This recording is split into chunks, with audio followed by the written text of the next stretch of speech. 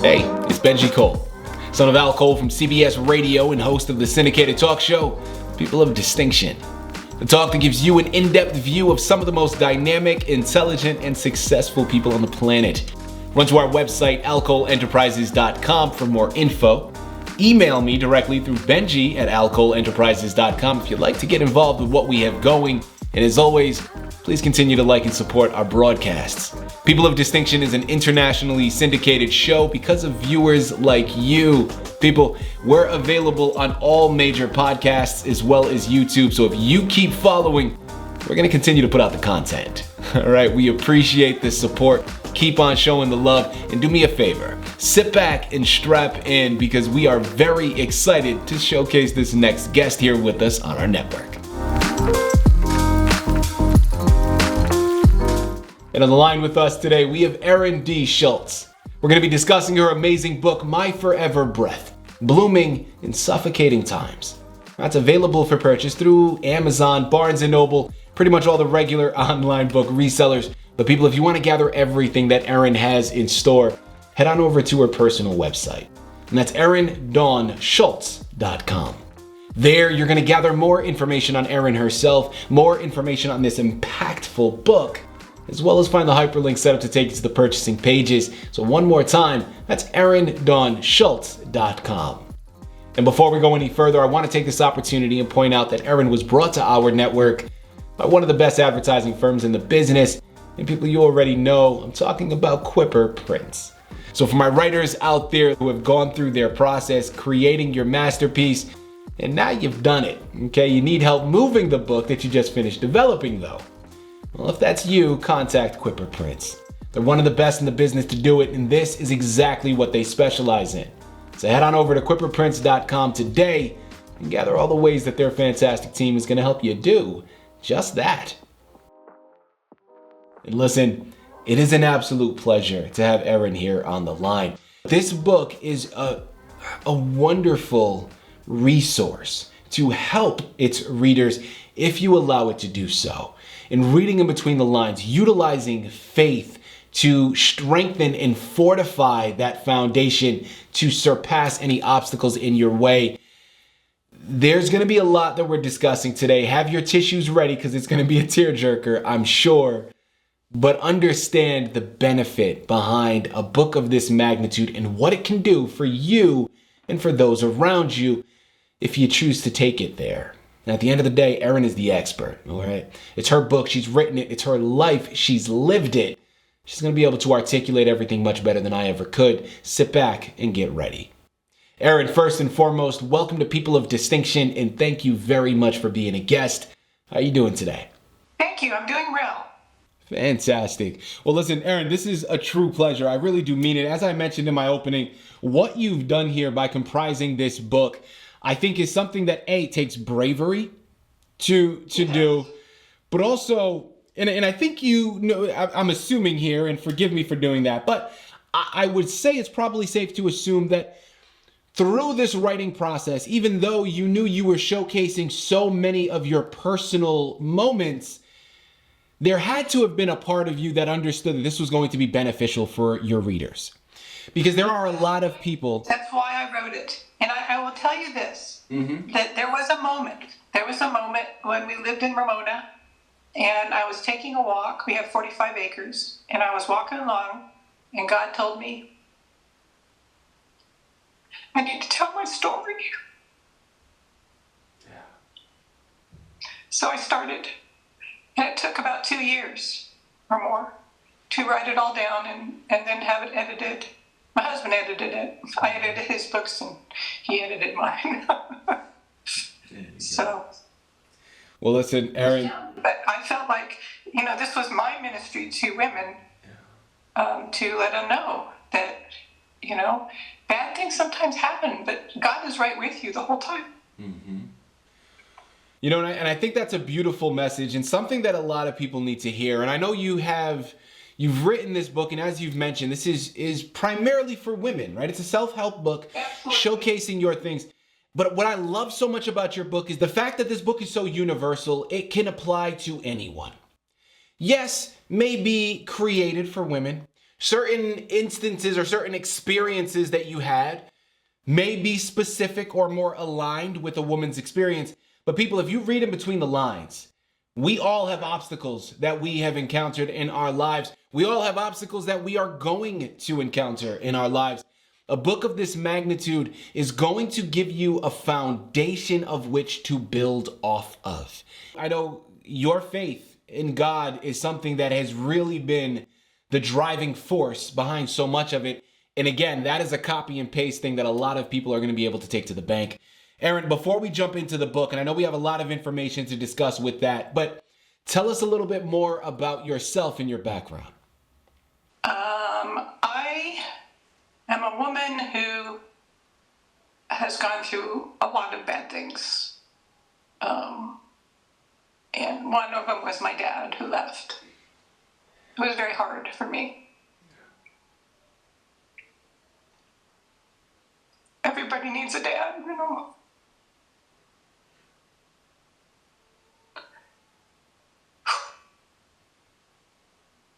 So anyway, we ended up living with my grandparents, and it was hard.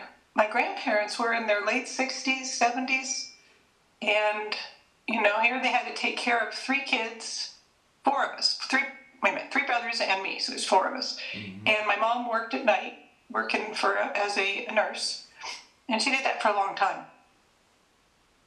And then she met somebody that she really liked, and my grandpa told her, no, you're not going to marry him. You need to find someone rich, because we can't keep doing this with you kids. So my mom married this guy who was a dentist who could afford to take care of us, but he also was an abuser. So he abused my brother and myself, and very difficult. And I couldn't tell anybody. There was nobody to tell. I was afraid to tell my mom because he might leave us and then we wouldn't have any income. So I had all this junk on my back about how I had to protect the family. It's kind of common with the oldest child. Erin, would you say that writing this memoir impacted your overall growth or strength? When you start digging into what you really think and what you really believe and what really happened, and I had a really strong trust in the Lord. I became a Christian when I was 16, and it just was wonderful. Mm-hmm. Without that, I don't know what I could have done. Yeah. You know, without God's help. Absolutely. Erin, can you think of a pivotal moment during your journey that you would say helped define your resilience? Let's see. Well, there were several, actually. The most important was the day I accepted Jesus as my Savior. You know, it really made a big, huge difference. Mm-hmm. And I got active in church, and then I was abused when I was 4 years old from a neighborhood boy, and I don't have much memory of it, but I know it happened. And then later, my stepdad abused me when I was 12. And then it was just very tough. It was very tough. And then I was raped by my second husband. So that was really, you know, all those things were very difficult, but I really felt God's presence through it all. I really did. He gave me the strength to do what I need to do, and I can really relate to other women who go through this. Yeah. People, again, we're here on the line with Erin D. Schultz. We're discussing her impactful memoir, My Forever Breath, blooming in suffocating times. It's available for purchase through Amazon, Barnes & Noble, but make sure you check out her personal website, ErinDawnSchultz.com, to gather everything that she has in store. This is a book that, as I mentioned, is something that can truly uplift and fortify our foundation. It is not going to be an easy journey. Nope. But just because it's not easy doesn't mean we avoid it, right? Erin, as I mentioned, Sometimes it's difficult enough for us to stare in the mirror at ourselves and acknowledge certain things that we would otherwise rather sweep under the rug. But to take on this journey and create this literary window of sorts for others to see inside some of your most personal moments, as I mentioned, that takes bravery, that takes courage, but it is something that we admire you for because it's going to offer so much assistance for others that are out there suffering in silence. You are now the voice to the voiceless, to use a cliche. And I'll tell you, I have a stepbrother that wanted to read my book, and he read it. He said he cried through the whole thing. Yeah, absolutely. You know, curiosity here for myself, Erin, but when you were going through writing this book, how did you decide which moments to incorporate and which moments to leave out? Well, I wanted to be as honest as possible, because if you're not honest, then you're not digging into what the problem is. So, I just started writing it, and you've probably looked through it. It has a lot of scripture. It has a lot of information about what help you can get if you've been abused.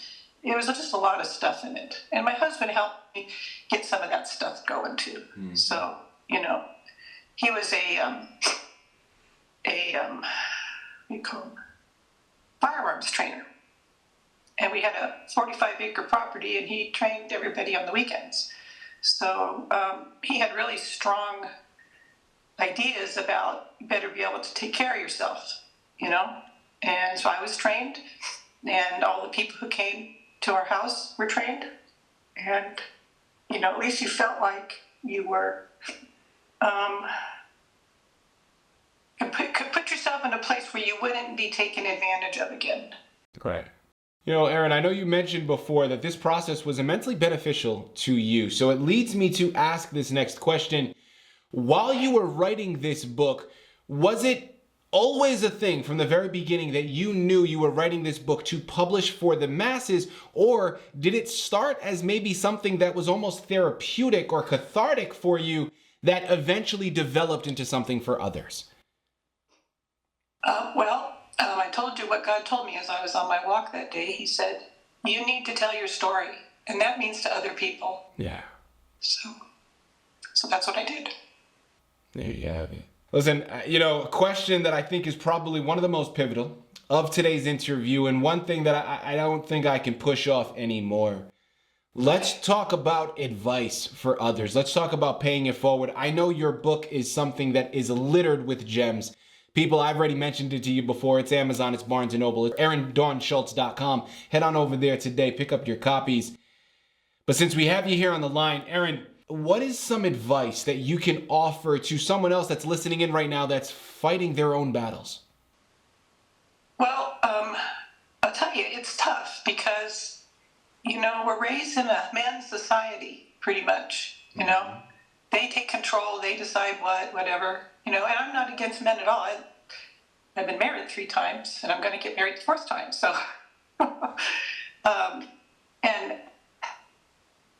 But it is just amazing. My first and my second husband were very, very mean. They were really hard on me, abusive. And I went through 2 divorces.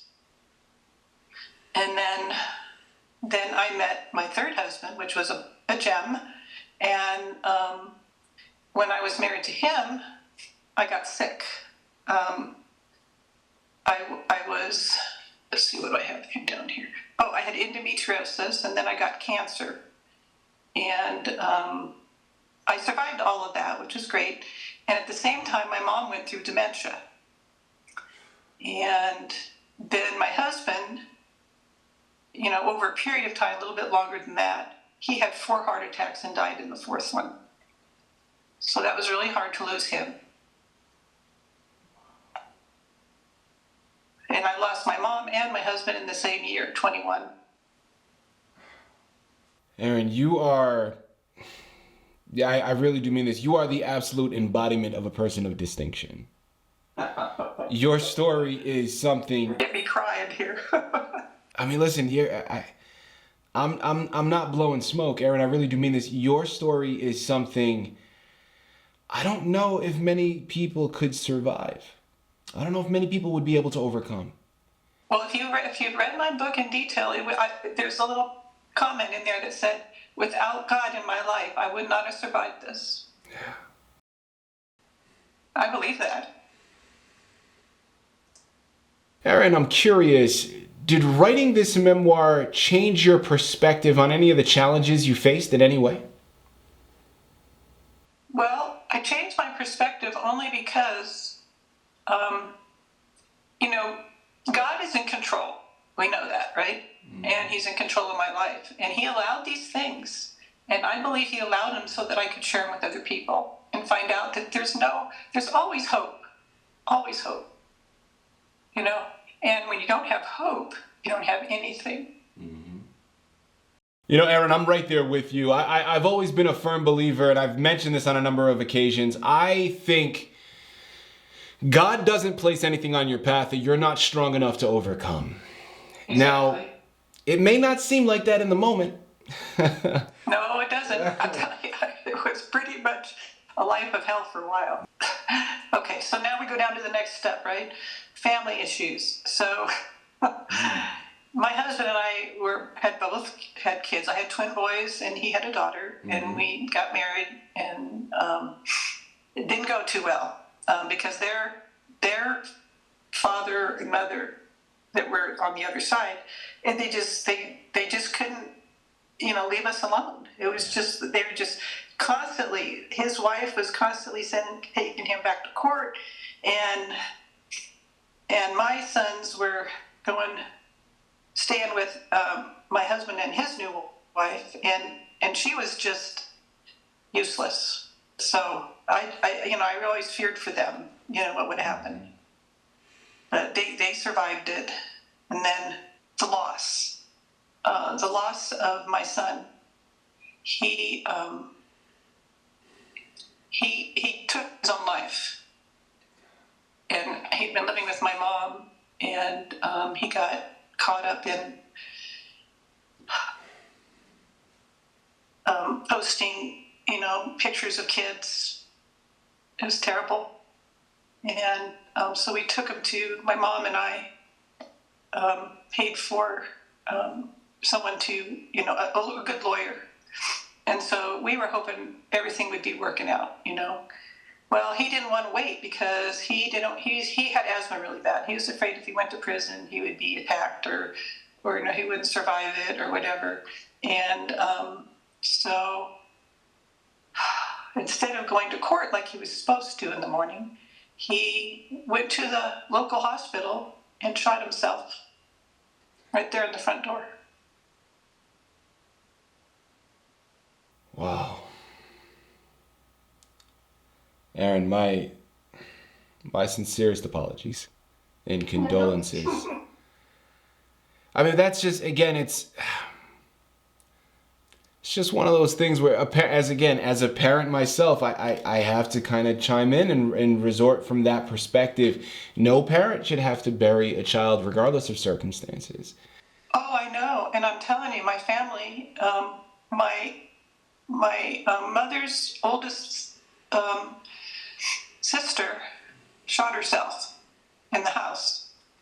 And that was another suicide. And then another family member farther down the line, she hung herself. Or he hung, let's see, is it a she? Yeah, it was a she. She hung herself. So I don't know what this thing is with killing yourself. There's always another option, always, I think. Listen, I'm right there with you. But they may not feel like it at the time, and I understand that. Because when you're caught up in the whole idea of, I'm not going to survive this, And there was a time when I felt like, you know what? I should just end it all because I don't want to keep going through this. This is just one thing after another, and I don't know if I want to do that. So, but I didn't because I wouldn't, with God's help, I wouldn't do it. Yeah. And that's really the point that I want to end up here with, Erin. Okay. With God's help, the silver lining, the thing to be taken from this is, like she just said, with God's help, And there can really be an ellipses after that, right? Because you can copy and paste anything in. With God's help, ... There's a lot that can happen. With God's help, you can overcome any obstacle. Yes, you can. Without that, I don't know how people can do it. I really don't. Because you have yourself, but when you have God's help on top of that, that's what really counts. Yeah.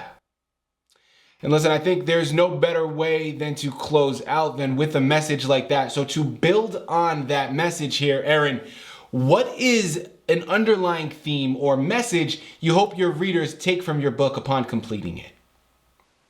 Well, I encourage them to turn their life over to the Lord and become a Christian, and to go to church regularly, and to read the Bible regularly, and to,